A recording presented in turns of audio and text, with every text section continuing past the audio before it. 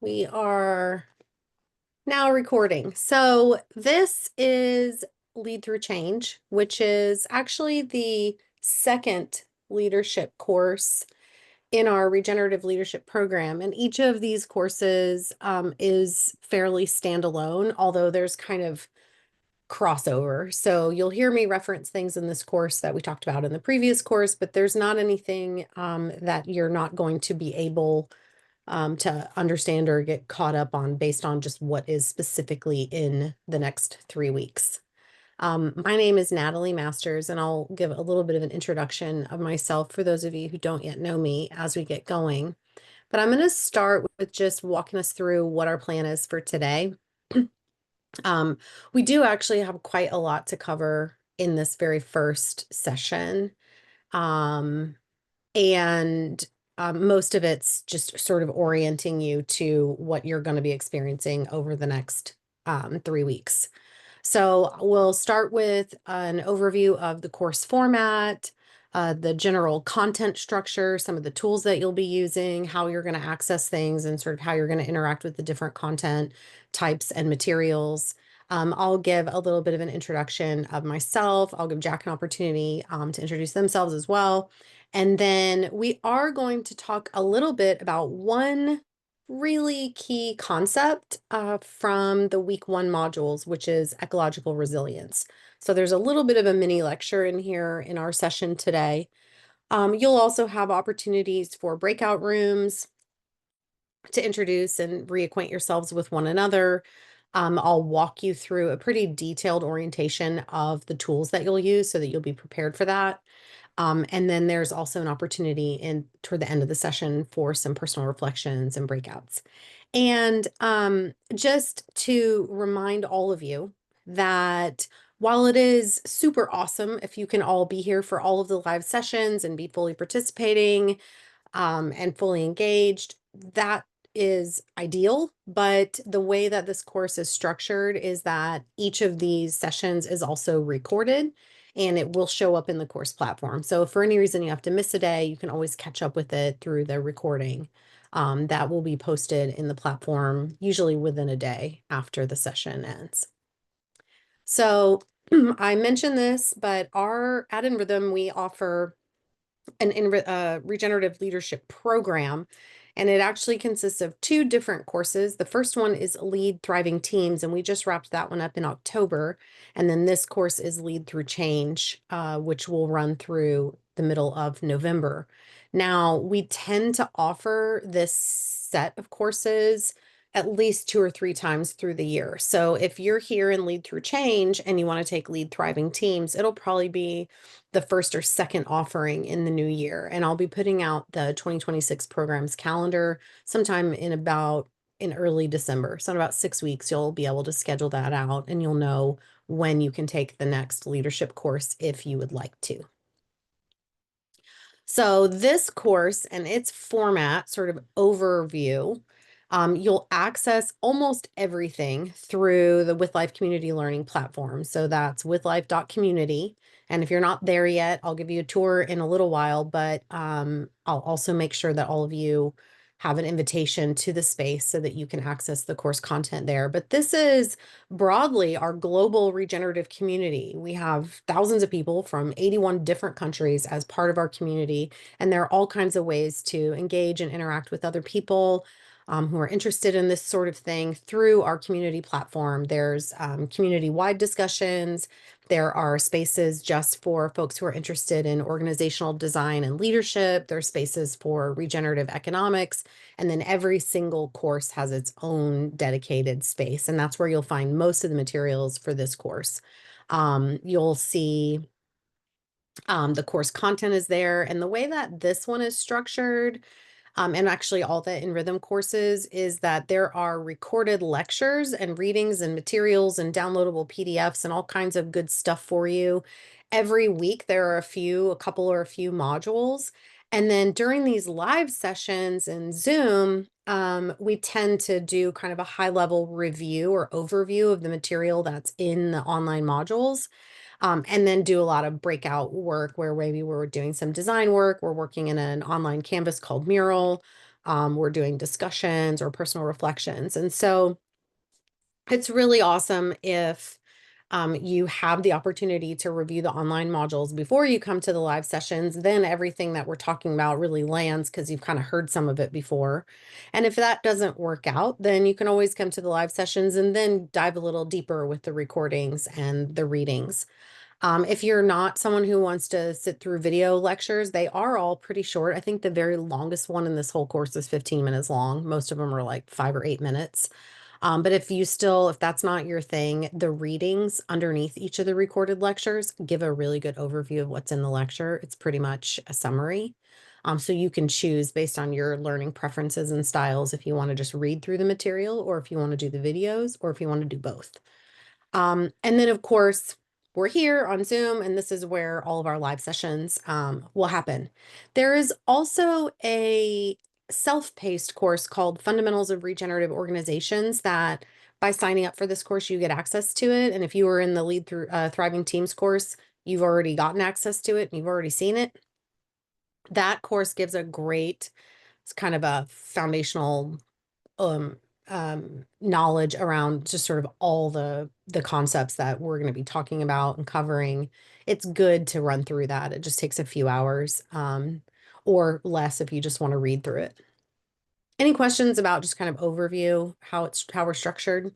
I know most of you, this is familiar because you did some of the other ones. Okay, cool. As far as the actual content and what we're going to be talking about in this course, this week you have the fundamentals course, which is kind of that foundational knowledge, and then the Lead Through Change modules 0 and 1. If you have done the other leadership course, module 0 is identical, so you don't have to go through it again. But week 1, we talk about 2 really important concepts. I would actually say that the content in week 1 for this course is the most important content in terms of how much we reference it throughout the rest of our time together. So we are learning about resilience and about nested systems and scale in week 1. And then we get to week 2, we will talk about the nature of change in living systems and how that can apply in healthy ways in human social systems and in really unhealthy ways in human social systems. We'll talk about monitoring organizational health and different ways that we can sort of measure and monitor our organizations through the dynamics of change. And then in week 3, we'll talk about what does it mean to embrace emergence.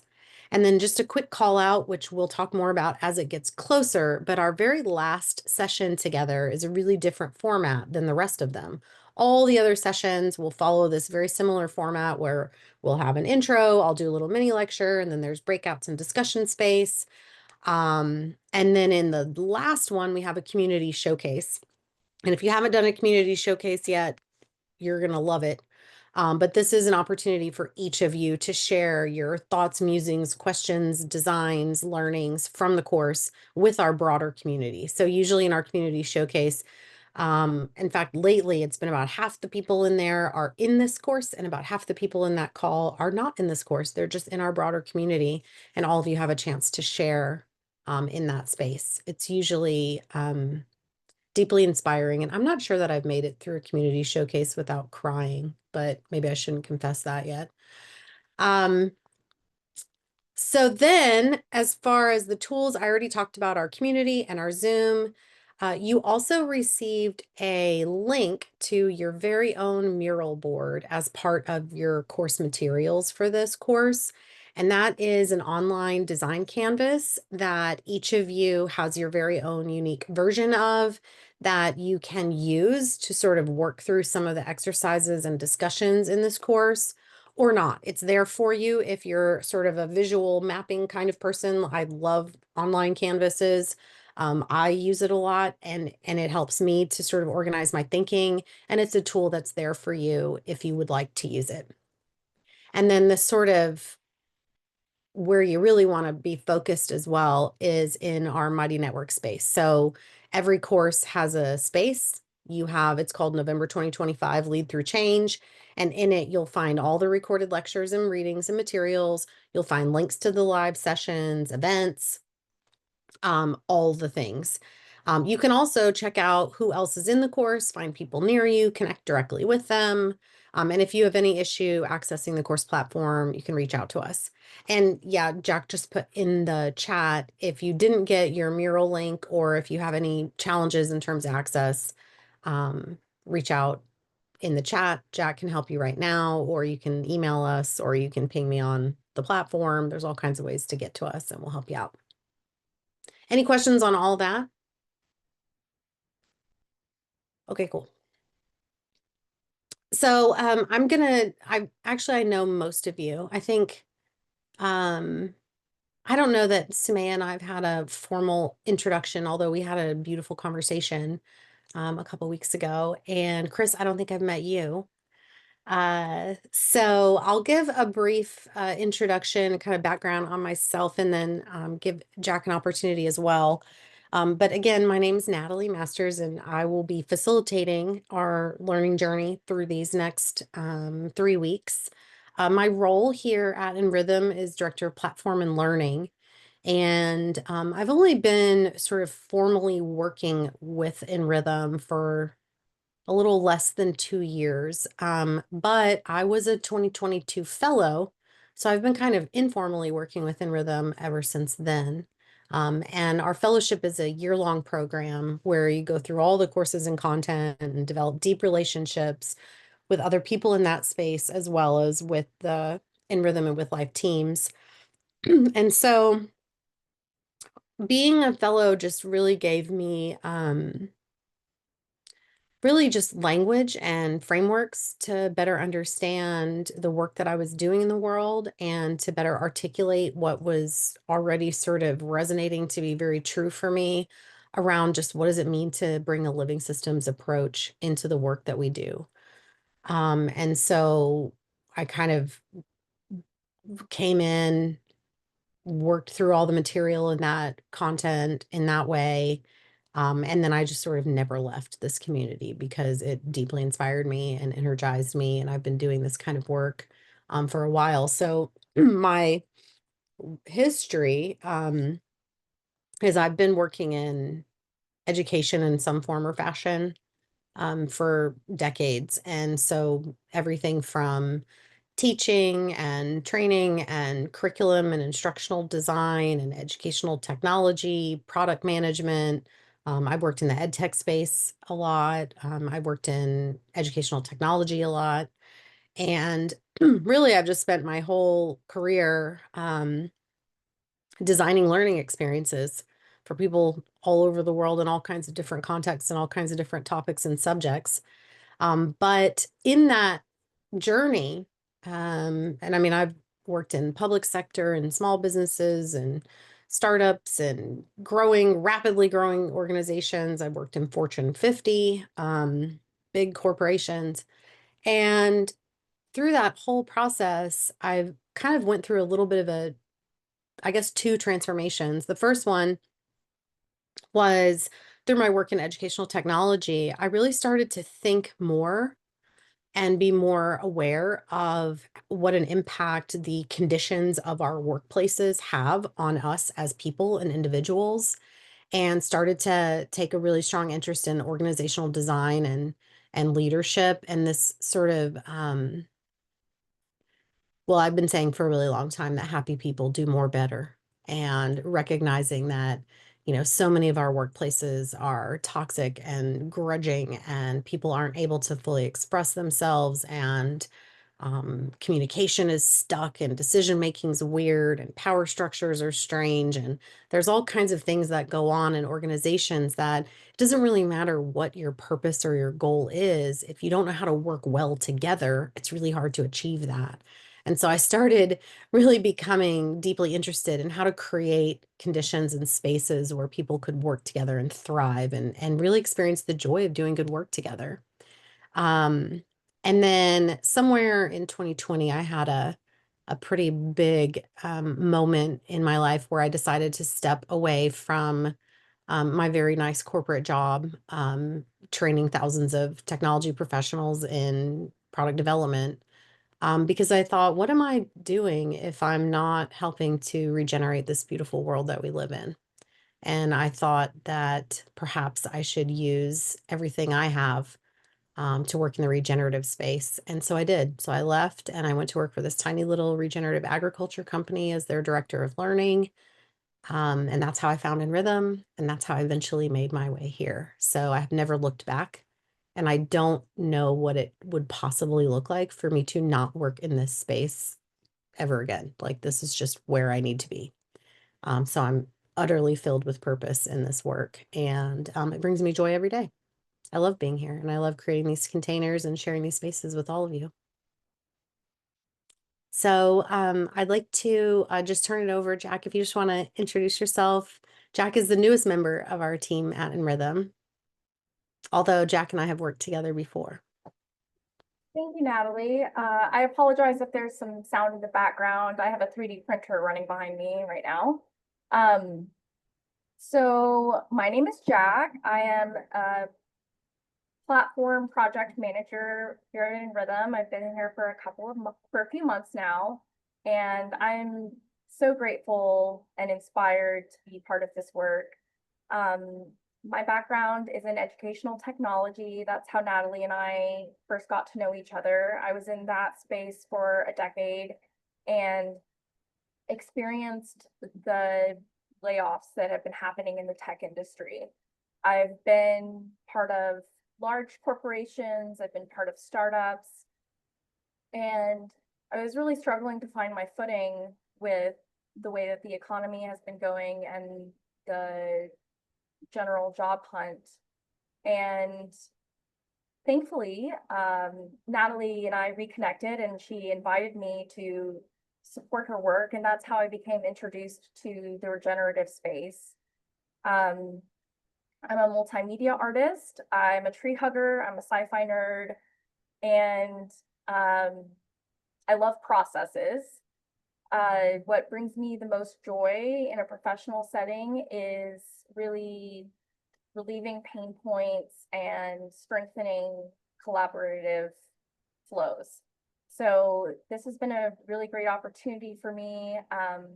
And I'm here if you need any support.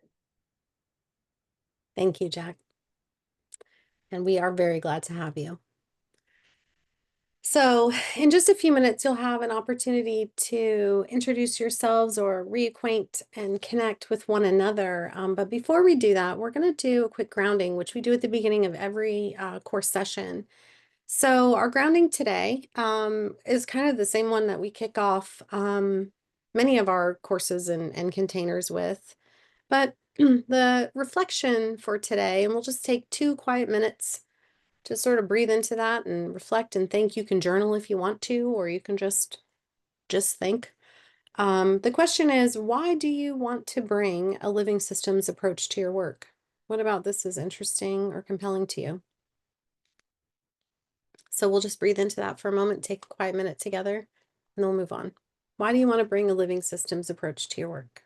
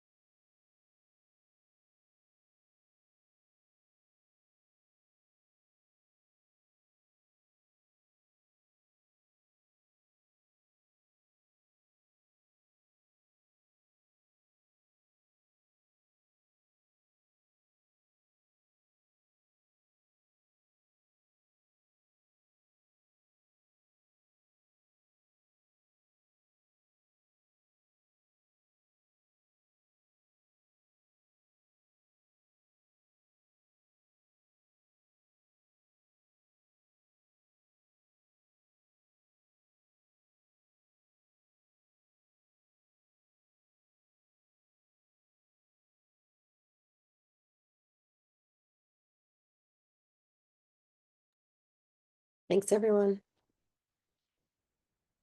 My favorite thing about our grounding at the beginning of our sessions, although I do appreciate the questions or reflections to ponder, is just the preciousness of taking 2 quiet moments in our really busy lives. Just to be able to sit with your own thoughts for a minute, I think is such a gift. So thanks for sharing that space. Um, we're going to go into breakouts in just a few minutes. And before we do that, I want to walk through our community agreements. I want to highlight that this course and all the courses in Rhythm and on the With Life platform, they're not about information coming from me to you or from our organization into your brain. These are co-learning spaces. We're creating this together. We learn from each other. We learn with each other. And you are all co-creators of this experience over the next 3 weeks. And so part of that is for us to just settle into what we agree to as far as how we're going to create that container and how we're going to create that space together. So in our community, we agree to actively participate. And sometimes that means sharing your thoughts, asking lots of questions, sharing your ideas and stories. And sometimes that just means actively listening. So, some days you really feel like talking and sharing, and that's wonderful. And other days you just feel like being there and hearing what other people have to say, and that's wonderful too. Um, we strive to be fully present. So we recognize that not every day is a camera on day, and that's okay. But we do make an effort to be as present as we can be and to make meaningful connections with one another. You'll spend a lot of time in breakout rooms in these sessions. So really just deeply being present with one another is such a key part of how we build community and how we learn from each other. In our community and in these spaces, we also honor diversity and we take that seriously. So that means diversity in culture, thought, opinions, gender, class, industry, approach, perspective. We each bring so much uniqueness into our community, and this is a safe space where we strive to honor and respect one another really deeply and authentically. It is through diversity that life thrives. Part of that is also just bringing curiosity.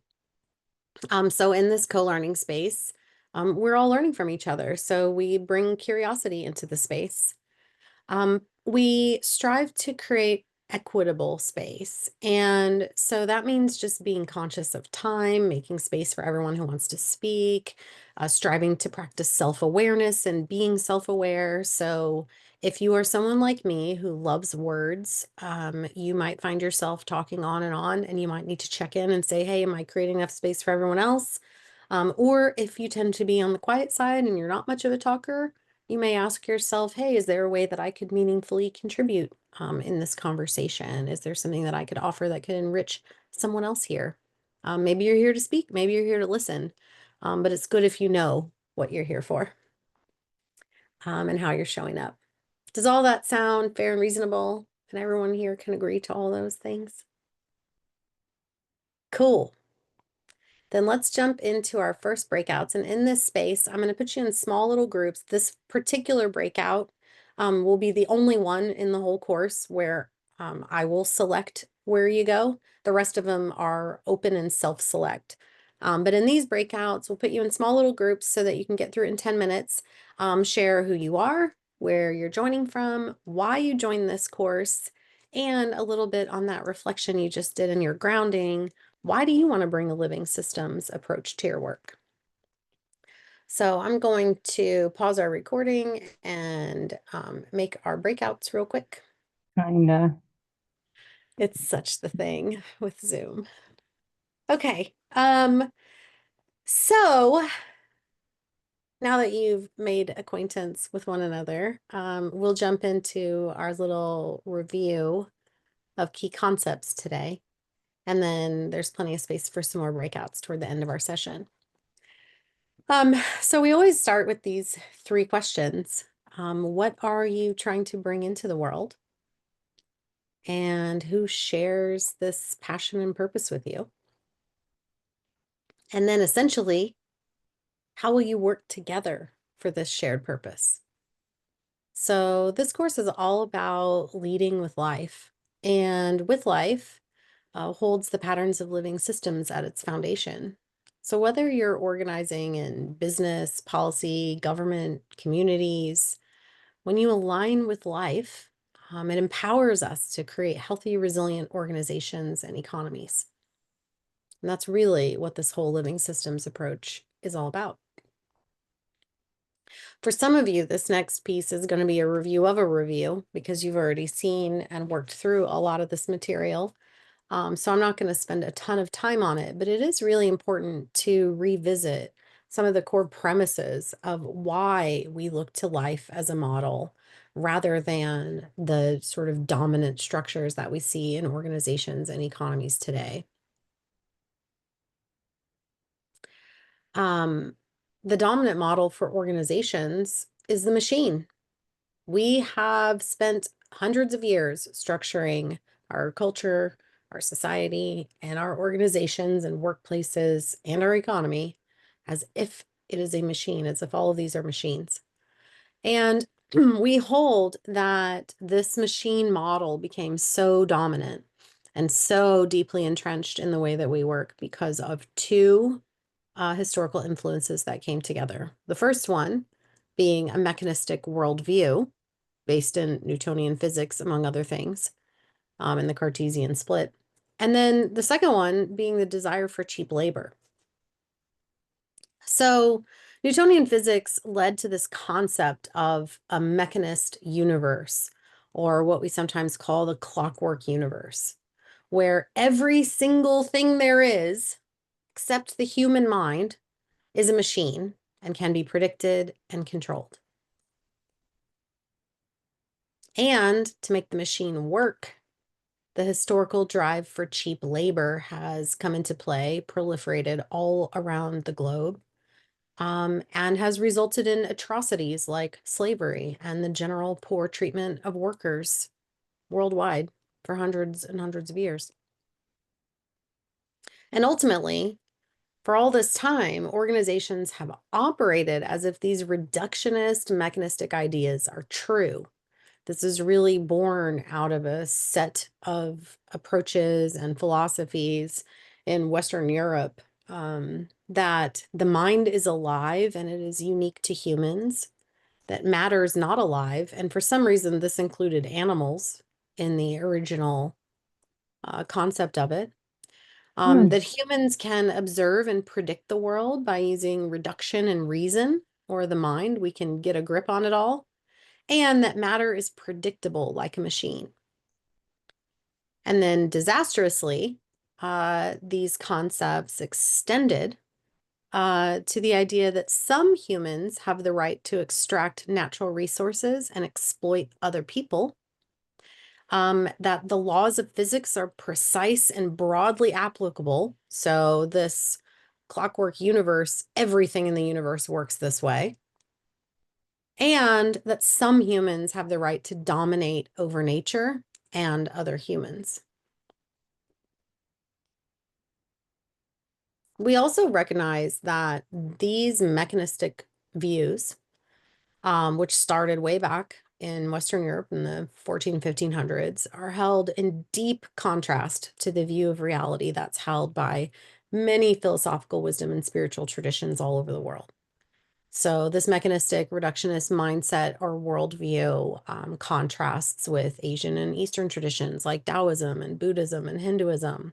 It contrasts with Western European traditions like vitalism and paganism and animism and the like. And it contrasts very deeply with the belief systems and behaviors of many indigenous peoples all around the globe. And here at In Rhythm, we've had the honor and pleasure of working with many Indigenous groups over the years. And their worldview does not reflect this mechanistic approach at all. But still, this mechanism and this idea of everything as a machine grew to dominate the whole world through colonialism, slavery, systemic racism, the Industrial Revolution, and capitalism. And it has become the dominant model. It has pushed other views and other approaches more and more and more into the background. And the consequences of this are dire. We see consequences to human health, to human rights, to equity, planetary health, biodiversity, planetary boundaries, our economic resilience, our vitality, and even productivity and efficiency, which ironically are two of the things that this reductionist mechanistic mindset values most. Yeah. So it's not working. It's not an approach that is nourishing vitality and life and diversity and health on this planet. And it is not even helping us to be more productive or efficient. So we also recognize there are all kinds of different challenges, different types of challenges in the world, different problems that we need to solve as people living on this world. And they range from simple things to complicated to complex. And what we recognize is that this machine model actually does not equip us to manage true complexity. It was designed to be able to create predictable outputs from predictable inputs. And so that works for things that are simple and complicated, but it does not work for complexity. We cannot address complexity or manage complexity by using all known assumptions or predictable inputs. We can't create repeatable results in complex systems and complex environments. In doesn't equal out. Cause doesn't equal effect, not in the same way that it does when we're dealing with simple and complicated things. So even something as complicated as sending a rocket to space, you can still operate from a mechanistic mindset with a known set of steps or inputs, known assumptions, laws of physics, managing effects. You can repeat the results. And even if there are multiple paths for how you might go about building or sending a rocket to space, you're still going to get to the same end result. Whereas something complex, like managing a global economy or managing complexity in a community or food supply systems or raising a child, these are all so complex that we don't even know all of our assumptions or all the different consequences. We cannot predict every outcome. And we tend to look at, or we can tend to find cause and effect in retrospect. So we look back on a process that has completed its cycle and say, well, what happened and what were all the influences? And that's very different from being able to say, we know for sure if we do this, we're going to get that. So here we are operating the whole world like it's simple and complicated, when in reality, much of the world is complex, including organizations, including leadership. So the machine model does not adequately address complexity, and it was built to perpetuate inequality. And if you are living in 2025, that is very clear to see. So we believe we need a new design. We also think it's awesome that this is a design problem, because as with any design, if it's not working, we can just create a new design. We can generate new outcomes by creating a new approach. And we believe that a new design is entirely possible and that we are not inherently bound to a mechanistic model, no more than we are cogs in said machine. So we have this opportunity, this beautiful opportunity at any given moment to choose a new design. And so we do. So instead of modeling organizations and ourselves after machines, which they're not, we look to life as a model. And the reason we do this, and we're going to talk a lot more about this in today's topic, is because living systems demonstrate a unique type of resilience and dynamic adaptation and emergent outcomes that are emergent properties of the whole system and that are unique to living systems. So we recognize a set of patterns in living systems. And in order to do this, we draw from all kinds of different systemic understandings of living systems science. to recognize how do living systems work and what do we know about how living systems express themselves. And we identify these three sort of sets of patterns. The first one is patterns of holism. The second one is patterns of organization. And the third one is patterns of relationship. And I always mention this, but it's not lost on me that the very first set of patterns we talk about is holism. And we recognize that living systems can only be understood holistically, that you cannot understand living systems by only examining their individual parts, and that all of these unique properties and qualities of living systems, like resilience and dynamic adaptation and evolution, these are emergent outcomes of a whole system, not of any particular part of the system. And so we see this and we know this in terms of how living systems really are in the world. And yet, in order to better understand living systems, because our brains are pattern seekers, we break it down into parts. So I just said we can't understand any of this without looking at the whole. And then I said there are three different kinds of patterns and broke it down into three parts, right? So we're always in this work, we're always going from divergent to convergent thinking and back, holism to parts and back. And it is helpful to look at the parts, but only when we pull back out and also look at the whole. And that's where the mechanistic model is missing. The mechanistic model and the reductionist model is really interested in parts and isn't quite as good at looking at the whole. So we know that is ironic that to understand holism, we break it down, but then we do try to put it back together. So when we talk about patterns of organization, we recognize that living systems are undergoing constant change, and yet there's continuity in overall form. And my colleague, Jeff Sue, likes to say that even though Jeff is changing all the time, every day, even though every 7 years, Jeff's whole self regenerates a whole new body, he doesn't just wake up one day and become an octopus. He's still Jeff. Right. So there is continuity in his overall form. Life also exists at dynamic equilibriums, not single optimal states. And if you are in a leadership course, you've probably worked in or led organizations in your life. And so you probably know that the idea that there's some perfect optimal state to operate with is a myth. You'll be chasing it forever. There's no perfect version, right? So life is always dynamic and is always moving, and it has many different steady states. And again, we'll talk more about this in just a few minutes. Living systems, in terms of how they're organized, are also not centrally controlled. Life tends to organize itself into decentralized networks.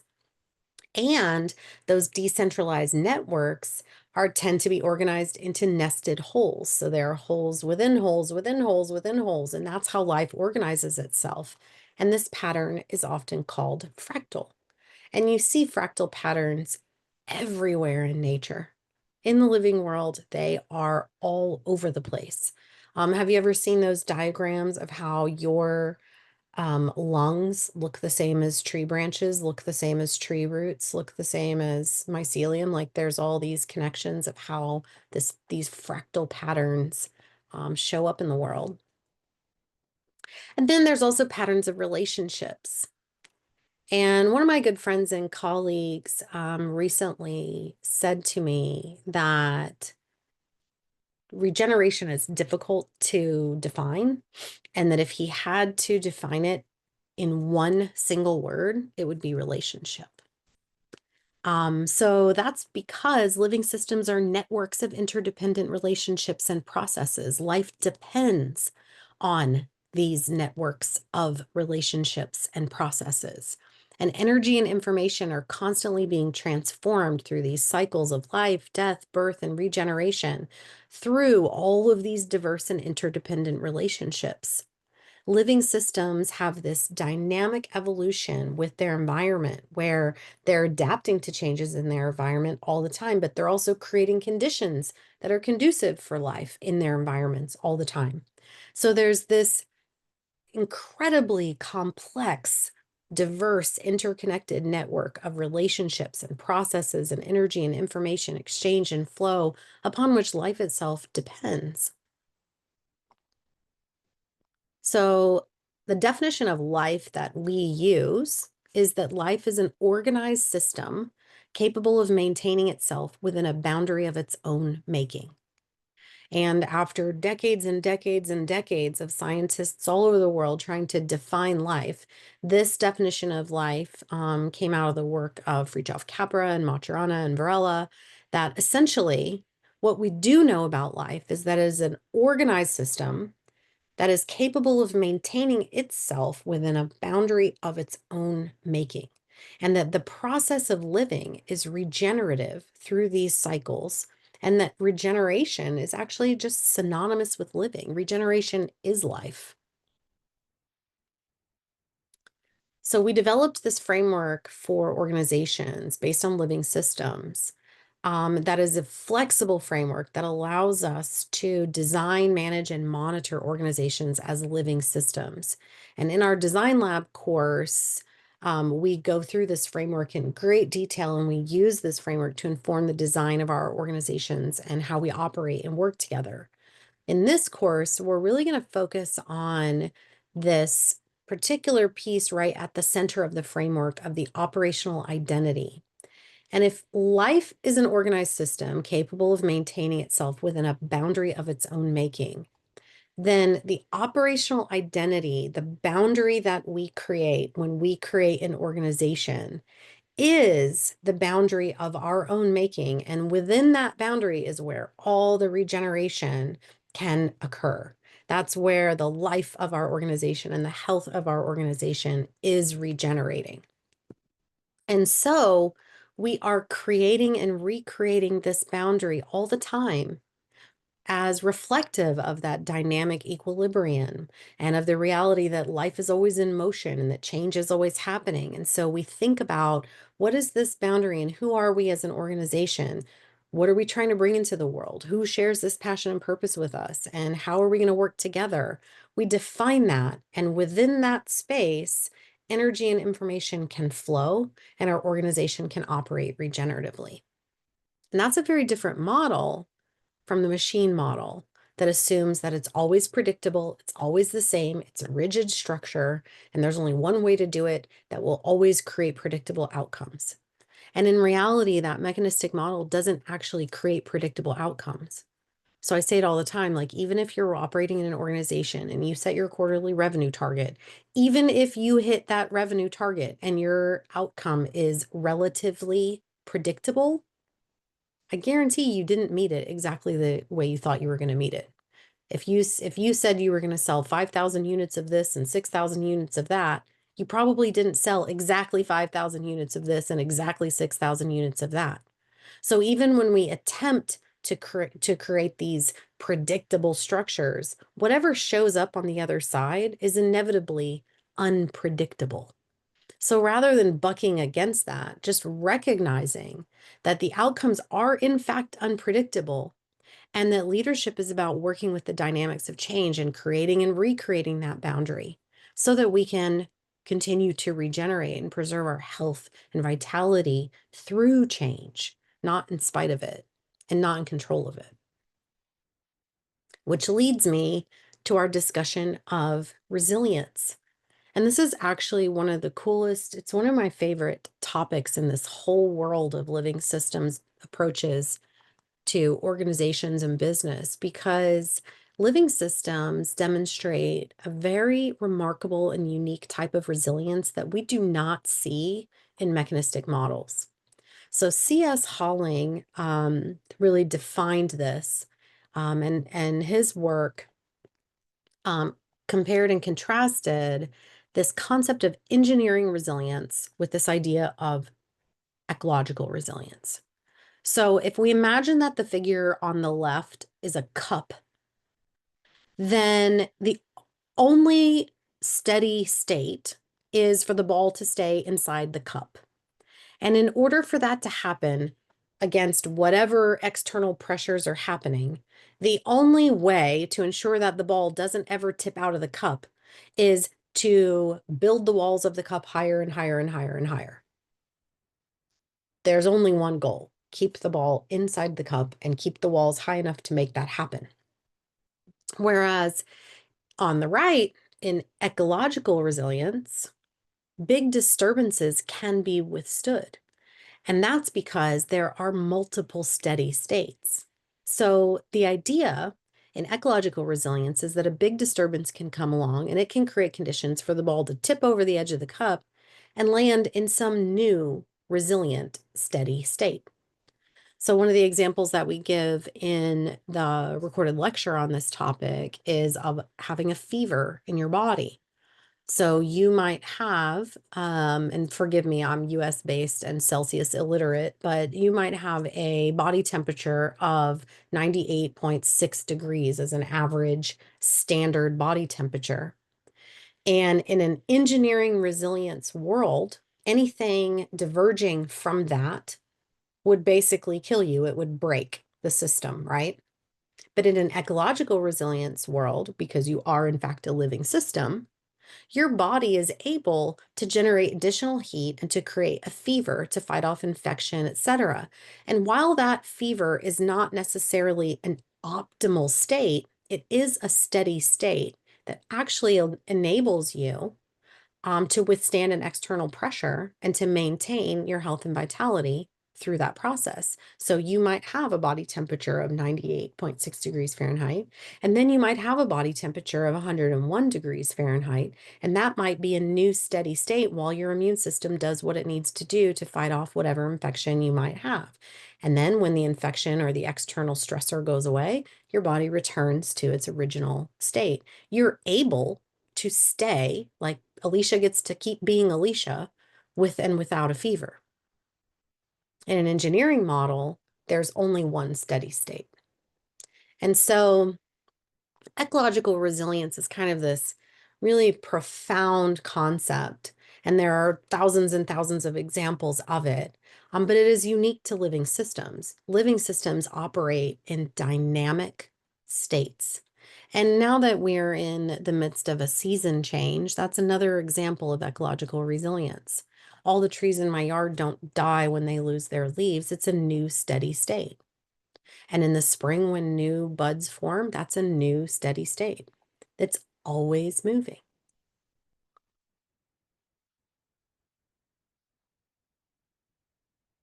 So there are very limited ways that we can increase engineering or mechanistic resilience. So in ecological resilience, we can increase resilience by increasing the number of steady states that this system can hold. The other really beautiful example, which I encourage you to go check out in the modules this week, is on aphids. And the aphids are I mean, coming from a regenerative agriculture space, I just thought aphids were bad, you know. Nobody wants aphids on their crops. But aphids are incredible and resilient, and they actually form different body types, different reproductive processes based on external stressors, and both are resilient, both are steady states. So another key concept, and we talk about this one a lot, is the reality that in the living world, order and disorder are always created simultaneously. Order and disorder are always created simultaneously. There is no steady state. Living systems are always in motion.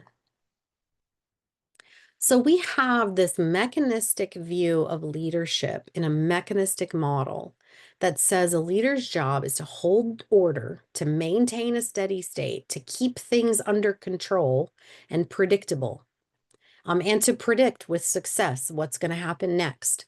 But what if leadership isn't about holding on to a single steady state at all?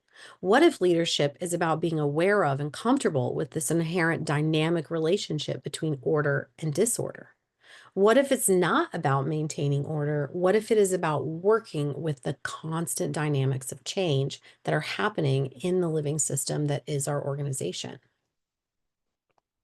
And so this is where we'll make a contrast between this idea of sustainability and regeneration.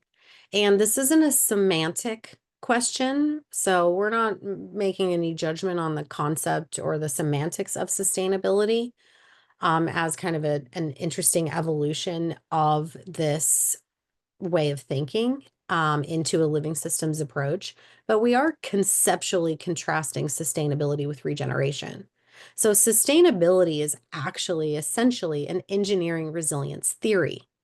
It is supposing that there is a knowable carrying capacity for resource usage, or that sustainable is a steady state of net zero. Sustainable means sustained, holding, right? And it assumes that there is an optimal state at which we can produce X tons of carbon, or we can use X gallons of water, or X whatever energy, and this is what our environment can sustain. But that very concept is a concept rooted in engineering resilience. It assumes that there is a single carrying capacity or steady state. If you look out into the living world in predator and prey cycles, and I have beautiful predator and prey cycles in my yard, in my house, where every few years the populations change dramatically. I might have a year with tons and tons of chipmunks, and then more birds of prey will come in. And then I don't have as many chipmunks, but now I have more birds of prey. And then maybe I have more backyard birds, and then I have fewer backyard birds, and then I have more squirrels, and then I have fewer squirrels because now I have coyotes or foxes. And so, as predator and prey populations are constantly shifting in this dynamic, there is no single steady state where there are 14 wolves and 35, rabbits. It doesn't work like that. But regeneration is an expression of ecological resilience. It means that living systems can exist at these multiple steady states in very different processes with very different conditions and contexts. And so it's a lot more complex than net zero. Living systems are not actually sustainable, they're regenerative. Information and energy are always flowing and cycling through life, death, decay, rebirth, life, death, decay, rebirth.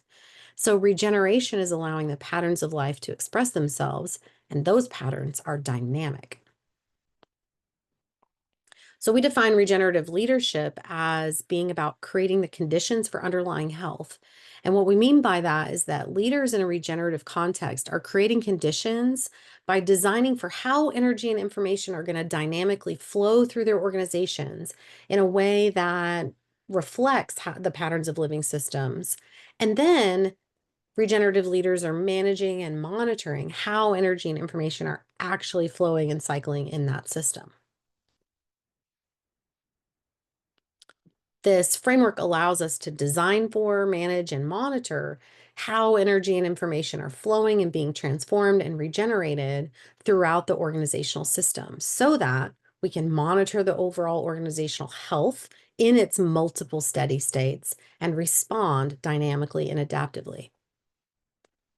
Here's just one other way to look at it, is that when you think about the whole picture of organizational health consists of how energy and information are flowing and cycling in the system.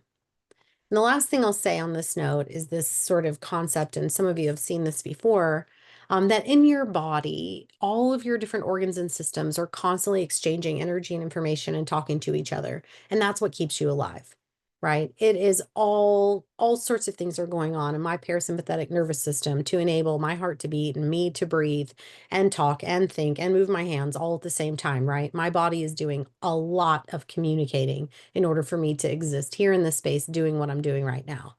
And if all of that stops talking to each other, I die. If my brain doesn't send a signal to my heart, it does not beat.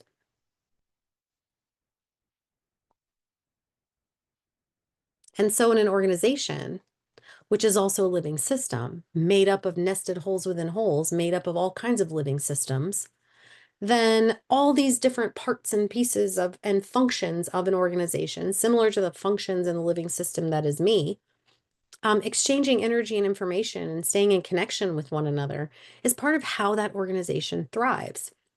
And when we stop the exchange, or when the exchange breaks down of energy and information, it's not flowing through the system, that organization enters the death process. And one of the most beautiful terms that Fritjof Capra and also Maturana and Varela described in their definition of life is this concept of autopoiesis. And autopoiesis means self-poetry or self-making. So the incredible ability of life to make itself is what we call autopoiesis.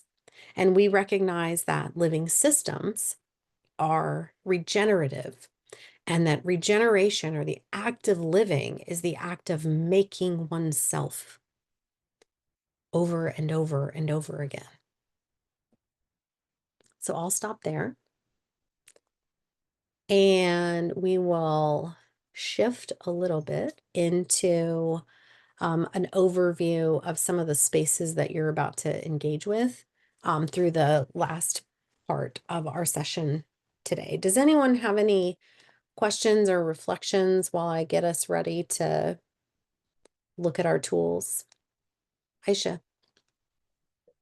Yeah, I think it was not in maybe previous course, the sustainability versus regenerative approach. It makes me think that I understand the approach. It's like the regenerative approach is like adaptation, and sustainability Yeah. is more like mitigation, actually.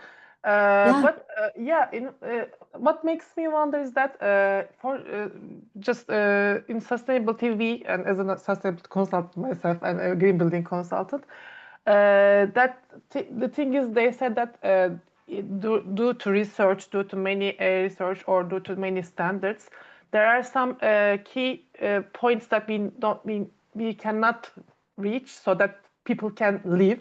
Actually, it's actually maybe the world will move on at some point, but we won't be in there. So the limits actually were about that, I think. So I don't believe that the limits are completely useless, but in order to adapt, we need to change ourselves maybe a little bit. That can be an approach. Or else we won't adapt, and we will go distinct like any other species so far, like the dinosaurs or something. So I just wanted to share this. So I think these approach is also acceptable. Sustainability is, but you shouldn't just stick to it just so much. Maybe you should also learn how to adapt as well. Yeah, I think that's a beautiful description. And what I think what you're talking about is thresholds. And there are, in fact, thresholds. What's interesting, though, is that in short and long term, humans and other organisms and other living systems have the ability to adapt to sort of different levels, different thresholds, different levels. And that's part of our evolution. So it's not to say, it's not to say that sustainable is bad, right? But it is to say that, or that thresholds or limits, like you're describing, don't exist, and that we don't need to know what those are. But it is to say that sustainability as a concept, conceptually, is really more about finding a single safe threshold or a steady state and holding to it, when in fact, living systems have the ability to adapt and create their own environments and adapt to their environments, and that those threshold numbers are actually more mutable in many ways based on all kinds of complexity. So regeneration is kind of like next level sustainability in that way. John Kemp, who runs Advancing Eco-Agriculture, who I worked with for several years, he's an incredible regenerative agronomist and deeply, deeply knowledgeable. But he says there are two things that he often said that just show up in these courses all the time now. The first one, I've already said it several times, but he says life is always in motion. Plants are always in motion.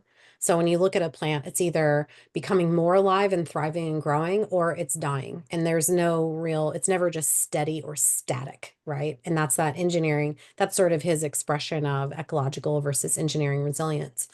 And then the other thing that he says is why, if industrial agriculture requires all of this work and all of these inputs and all of these chemicals in order to produce a crop, why in the world would you want to sustain that when you could create a system that self-regulates and regenerates itself, a boundary, right, where all this is happening and exchanging, and you can actually reduce inputs? And so it's not worth sustaining an industrial agriculture model, whereas a regenerative agriculture model can sustain itself, but not in a steady state, but by regenerating. One year you might have more of this, one year you might have more of that. It's, Yeah. So I don't yeah, know if that's maybe. also helpful. Yeah, thank you.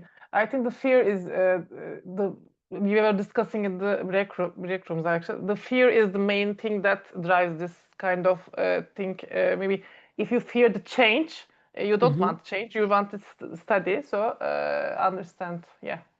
Yeah, for sure.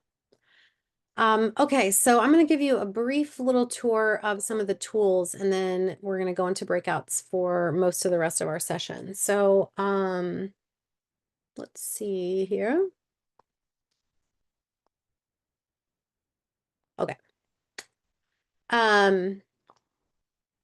This is the course platform, and I'll give you just a very brief tour.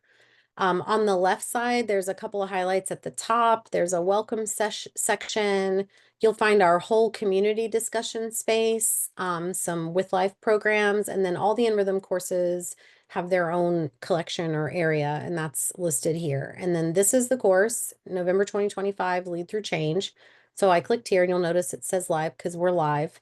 There's a little welcome page right at the beginning that gives you kind of an overview of the course, and then the areas that you really want to focus on here in the course content. If you want to learn more about how to navigate and engage in the community, you can check out this Welcome to the With Life community space, and it'll give you all kinds of links for how you'll go and sort of how to get around in the community itself. There's a course orientation and navigation module. There's your week 0, which is kind of the prerequisite module for this course. And then here's what we were talking about today. So there's a lecture on ecological resilience. There's one on nested systems and scale for tomorrow's discussion. And then in your live sessions, they'll look like this when you start, where it'll give you a little overview of what's in the session. And then this is a place for you to get your Zoom link. And then after today's session, this is where you'll find the recording. So this little button will be replaced with the recorded session. That's not the only place that you can find your events, so I'll show you that in just a second. But just to give you a sense, today's topic is ecological resilience. There's an 11-minute video. There's a transcript of that video if you just wanted to read through it. And then there's a summary of all the things that we just talked about that are in that video. There's also a downloadable PDF. So that's kind of what each of the online modules looks like. And then in our course discussion space, there's a note on how you can sync your calendar, and I'll sometimes post little things in here as far as discussion questions or highlights from our discussions during our live sessions. And then here's an easy place to find all the live sessions. They're all here under events. This is today's. Each one has a Zoom link and a join now button. You can RSVP to it. You can sync your calendar. You can comment and chat here as well. And then if you want to see who else is in the course, you can look at members. And highlights is just a section that kind of features whatever key things are going on in the course. So it's mostly just our events. So that's kind of how to navigate the course platform. And again, you can reach out to us literally anytime if you have questions on it. You can always direct message me using this little chat bubble at the top and just hit the @ symbol and start typing my name and you'll find me. And I'm pretty much always in this platform.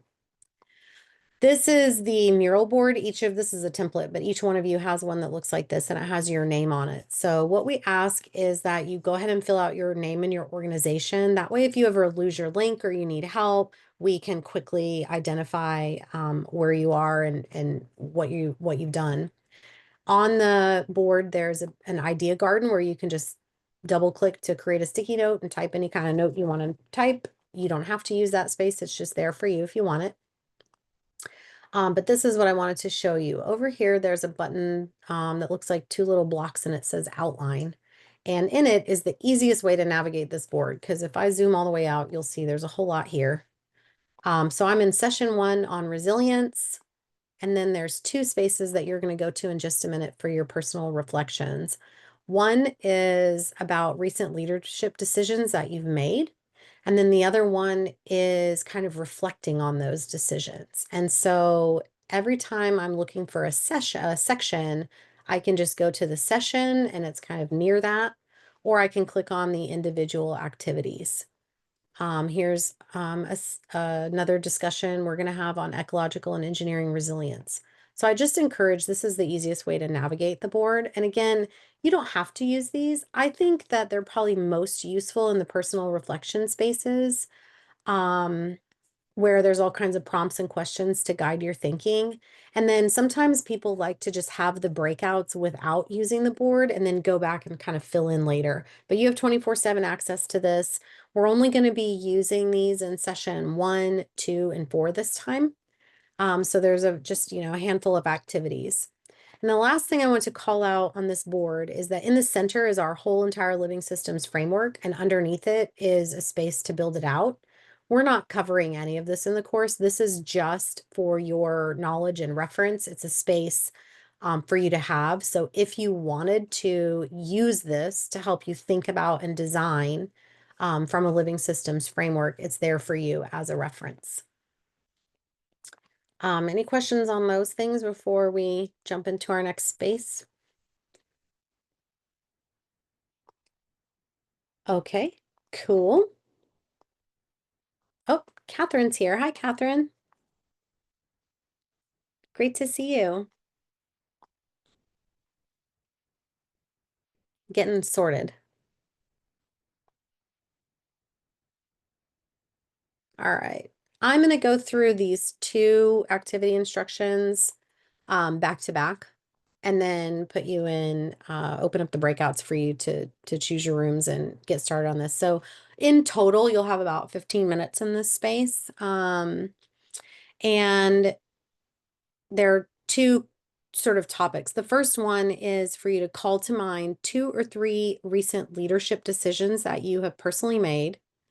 And then thinking about what are some of the foundational beliefs that you held while you made those decisions? What are things that you believe about people or work or the nature of work or risk or accountability that influenced why you made the decision that you made? And then the next piece of it, which is right next to it on the mural board, is for you to think about the patterns of living systems that we have discussed today and reflect on whether those decisions that you made allowed for the patterns to express themselves. Did they allow for energy and information to flow and be transformed?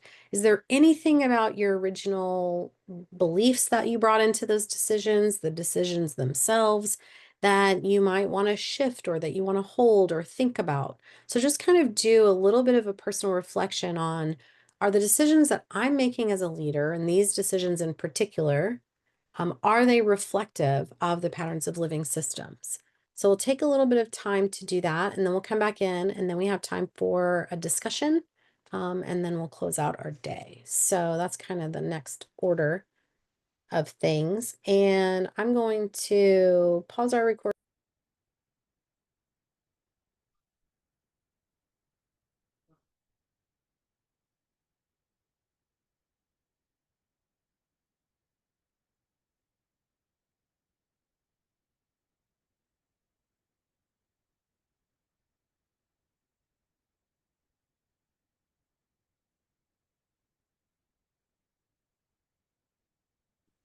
Everyone will be coming back in about 10 seconds.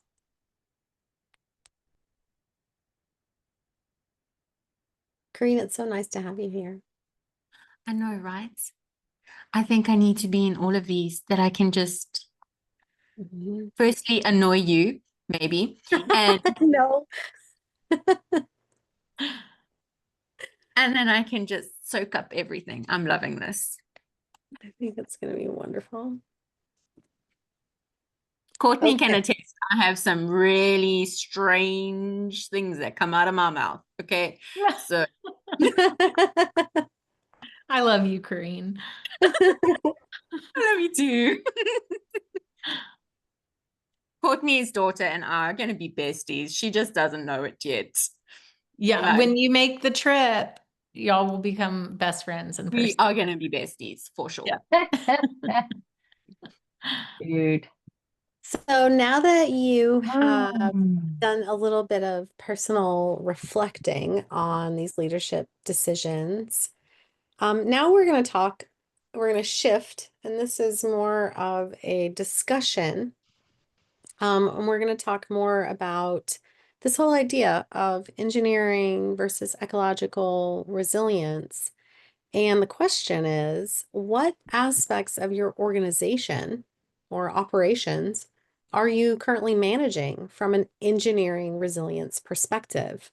And what might it look like to adopt an ecological resilience perspective? How would it look different? Or how would it operate differently if you shifted from engineering resilience to ecological resilience? So I've recreated the rooms. You can select your rooms. We'll have a little under 15 minutes to have that conversation, and then we'll come back and close up for today.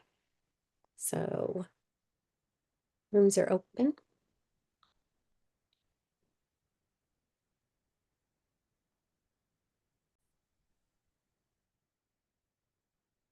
And welcome back. One more time. We did it. We ended right. The last sentence was done right before the clock changed. Nice job. Yeah, Now that I've been doing this for 2 months. sure. Yeah, you have been. Yeah, it's just like it never seems, first of all, you could be in there for 20 minutes and it always feels like 5 minutes. And then it's just really hard to time it when you get ready to head out. Okay, so that almost concludes our day today, or our session today. Ants pretend to have jobs. Nice, Maria. So they don't have to get a new one. Right. We're going to talk a little bit about ants tomorrow, interestingly enough.